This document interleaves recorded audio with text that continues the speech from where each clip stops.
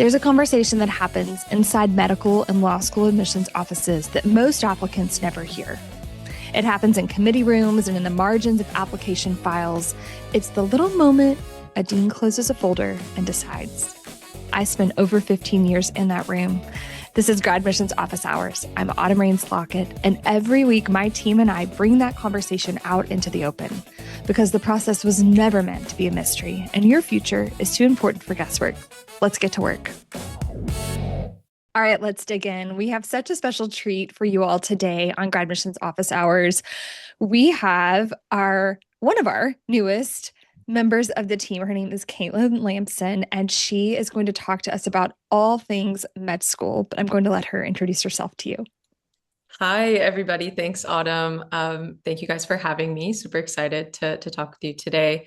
My name's Kaitlin. I'm originally from Portland, Oregon, but went to school at Harvard, where I graduated in 2023. I studied biology, and I also played on the softball team there. Didn't really decide that I was pre-med until kind of the end of college or really afterwards. So I took 3 gap years to work and gain experience and take the MCAT, et cetera, et cetera. And I applied to med school last cycle, and I'll be starting at Yale in August. So super excited to talk about, my path and yeah. I feel like that's the kind of story that like they make a movie about. Like I want to like chant Kaitlin like Rudy or something like that. I was so thinking Rudy. Really. Yes. Yeah, for sure. Well, okay, let's do it. I have a question. What made you decide at the 11th hour that med school was the path? And like, did you always was it back there? Was it percolating? Because I felt like it's like a mosquito bite. Like, it's itchy, but are you going to scratch it? It was so a mosquito bite for me. I've always been a science kid. So it was always something that, I knew people who loved science might go into, just to put it really simply. But I didn't have any physicians in my life growing up besides, the family doctor that I went to from the time I was born to the time I was, going off to college. So I did not know what that career looked like at all. I was thinking Grey's Anatomy, that's all I knew.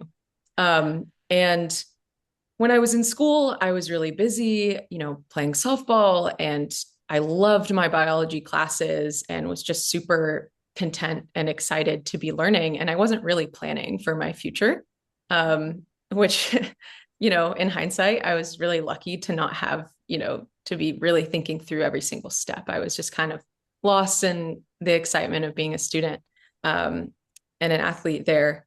But really my junior year, I was starting to take the advanced biology courses, and my professors were mostly physician scientists. And I learned, you can do science and medicine and teach. Like, this career has a lot more versatility to it than I understood before.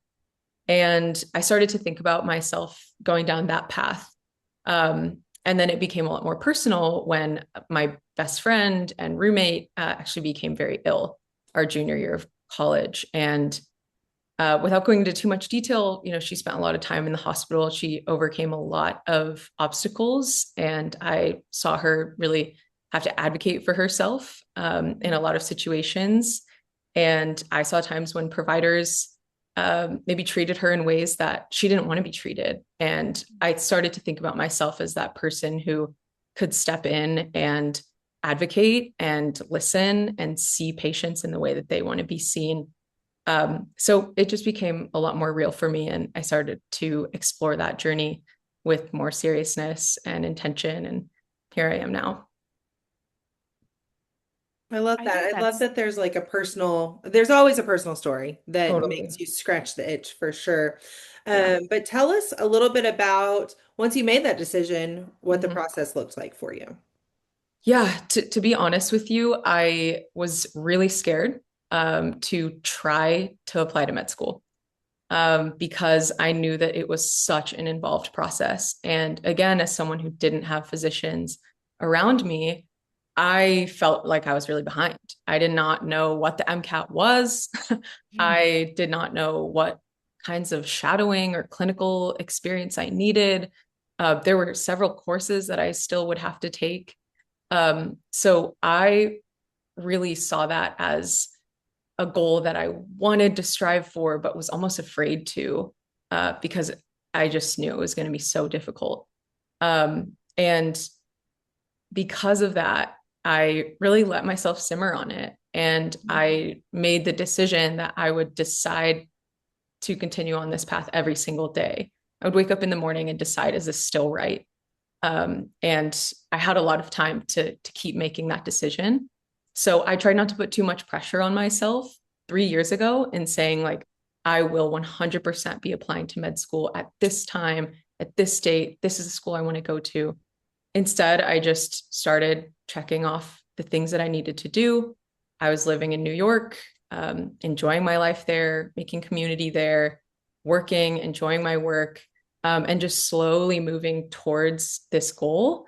And as I moved towards it, I got more and more excited about it and more motivated.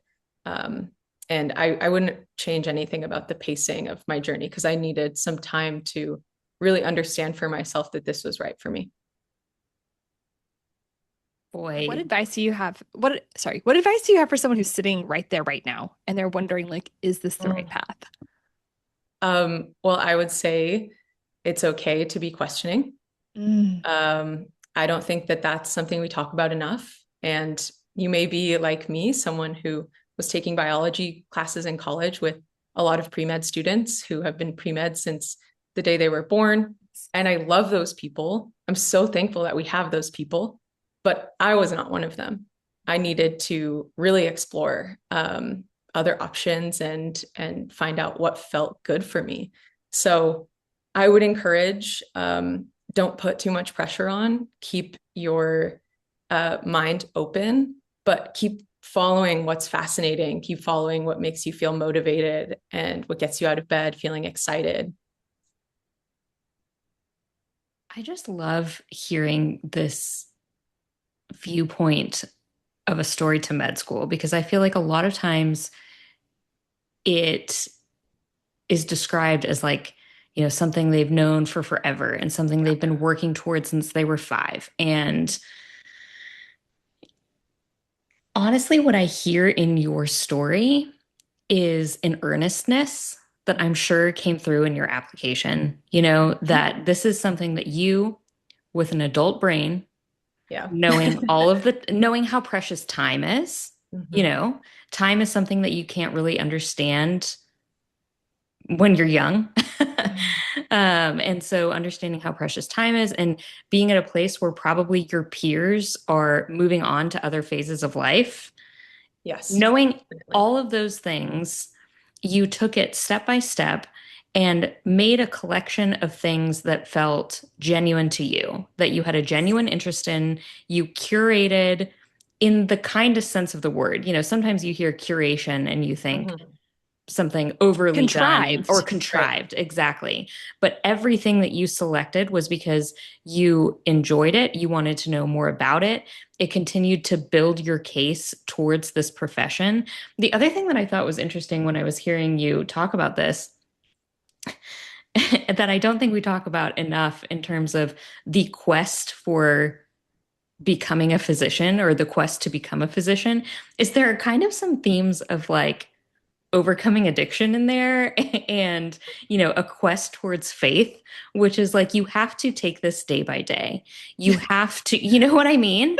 Yeah, and I don't mean to make light of either of those struggles, but I think really what I'm kind of trying to emphasize is that this is a big decision. Absolutely. And it's something that you have to be committed to for your own pure reasons. Otherwise, you're not going to make it. You know, 100%.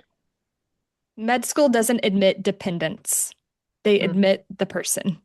And that is a message that I think is not, yes, family and supporting cast members are a part of this process for sure. But if the person going to medical school hasn't made that decision and decided every day dragging themselves back up to it, hopefully you're not dragging, right? Hopefully it's a pleasure, Right. But I'm sure some days feel like dragging. But Absolutely. it's such a personal decision. Yes, it definitely is. I mean, everything that you've said, Logan and Autumn, I think are spot on. Nobody goes to med school alone, but you do have to do the work by yourself. I mean, with your classmates and faculty, of course, but yeah, it does take a village to get in the door. But at that point, you need to be authentic to yourself and have made a really genuine decision. I don't think I could have done it any other way. Just really understanding how big of a decision this is. And also knowing that, studying for the MCAT while working full time, that's really hard, but it might not be the hardest part. There are going to be days that really, really challenge me. And what do I look to at that moment? Like for some people, it's faith. For some people, there's a different why. And I think for me, it's just this passion for advocating for people and showing up when people really need help. So I think, really connecting with that why before starting this process will absolutely reflect in the application and will help push through the difficult days. Can you give us your highlight reel? Like, what was the highlight? And I don't mean the best things that you did. I mean the most meaningful your things three that you most did. meaningful. Yeah. Yeah. Meaningful. Oh, where did I get that? What timeline are we looking on right now? How about your 3 gap years? Oh man. 3 most meaningful during the gap years. Okay. So, I worked in clinical research at Sloan Kettering for all 3 of my gap years. And I am so fortunate to have found the job that I found. I worked with an amazing team. It was a pretty small service, in integrative medicine. And I had direct mentorship from our doctors, our postdocs, and I also got to interact with patients every day. So this is maybe a 3-year long most meaningful experience, but it did offer something different each year that I was there. And again, this is one of the experiences that made me feel more and more motivated and excited to become a doctor myself one day. I could say more about that, but how to think of 2 more meaningful experiences. I volunteered at the Brooklyn Community Pride Center. And for me, I did not need more volunteering hours for my application. I can imagine not. I had a lot of them from college. So, and again, I wasn't really trying to check boxes in college. I just, that's always been a part of my life. It's something I've enjoyed. And when I moved to Brooklyn, I was this outsider from, an Ivy League institution working at a big hospital. And I didn't feel like I was really connecting with my community around me as tangibly as I wanted to. So I started volunteering at a local Pride Center and started meeting people from my community who I wouldn't have otherwise crossed paths with. And that felt really meaningful to me, just connecting with a sense of place and people in my new home as I was working on my journey. And then let's think, I honestly, completing the MCAT was a very meaningful experience. Not because I got the score that I wanted. I actually did not get the score that I wanted. I was under my goal score. Not because it was checking a box to get me to school, but because it required a total transformation of the way that I thought about myself, of my understanding of perfectionism in my life. And I think without that really difficult journey, I may not be as prepared as I am now to start med school and be faced with these kinds of challenges every day. So those are the 3 that I'll lay out. I know Autumn has a comment about the third one. Yes, exactly. That we've talked about this before. When you're watching chicken eggs hatch, right? You start hearing the pipping and you start seeing the little beak starting to come through the egg, and your indication is to like peel it off and like help that little baby chick out of the egg, right? Like, oh, come on out. I want to hold them. They're so fluffy. But if you do that, if you help them out of the egg, they have a mortality rate that is significantly higher than the chicks who have to peck their way out. And that's how I think about the MCAT. Like you just have to do the damn thing. Yeah. And there's so many people trying to like shortcut their way through it. And like you experiencing this as like a life transformation, as like your own, like almost like a gestation cycle to go to med school. Like I just think Totally. that's so beautiful and healthy. Sounds like how you've kind of approached your whole life. Yeah, I appreciate that. I think my fear of the MCAT maybe helped me translate um, into a really solid plan. I think I felt like I don't want to do this twice, and um, I'm not going to underestimate it because I have a lot of friends who've gone through this process before me, and I've seen their journeys and I've seen their struggles. So yeah, for me, I think I was like, I want to do this once. I'm going to give it my all. And as a college athlete, discipline's kind of the default. So Yeah. I built a schedule that I thought could help me get the score that I wanted. And it was way too rigorous. So I needed to pull back. And that was a journey that I studied over the course of 6 months while I was working. So, you can imagine there were ups and downs in that journey. And ultimately, I'm super, super happy with where I am. And more than the score that I got at the end of the day, I'm happy because that transformation is really important to me. Yeah. What I love about your journey is that it sounds like you're committed to yourself, but you're not committed to this is the end all be all. Like I just love that you are willing to grow and change and adapt, and you realize that that rigorous MCAT schedule was not going to work for you. And I think that you could have taken that one way or another. You could have been disappointed in yourself and said, I can't believe I can't do this. Or you can just say, you know what? That doesn't work and I'm going to do this. And it works. And I just think that's a lesson so many people need to learn, especially before they go into law or med school. I just think Yeah. if you can believe in yourself and believe in the direction you're going, then you're going to be able to kind of adapt and bob and weave as you need to. And I think that's inspiring to me, I think. Thanks. Yeah, no, I think adaptability is the key characteristic. And I don't want to pretend like I didn't have those days where I was like, why can't I do what I, plan to do? Why can't I get this number of questions right? Other people are getting this question right. What's wrong with me? I had all of those negative and difficult struggles and through them found a path of more sustainability for myself and kindness for myself. And I think also just being realistic about how difficult that test is. And yeah, the test within the test is the inner work, right? I'm going to snip this part of the podcast and send it to you as a ringtone so that you can listen to it when you're studying for USMLE step 1 and 2. Oh my gosh, thank you so much. Obviously, I'm already getting a little bit scared for that, but I'm just excited. More excited than anything. But like that is medicine, right? It is the Totally. practice of medicine. It's not the knowing of medicine. So And you true. staying open-minded and a lifelong learner it can be performative. It has to be real. Yeah. We're going to have you back 1,000 times on this podcast. I know our listeners are going to be like, what? That's it. But we just wanted to introduce them to you.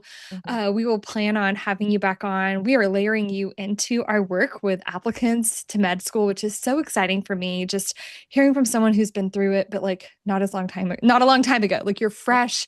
And we're just so excited to have you on the team, Kaitlin. Amazing. Yeah. Thanks so much for having me. I'm so excited to be part of the team, and vibes are super good. Really excited to meet more people too. Welcome aboard. We're excited. Thank you. Yeah. Bye, y'all. Bye.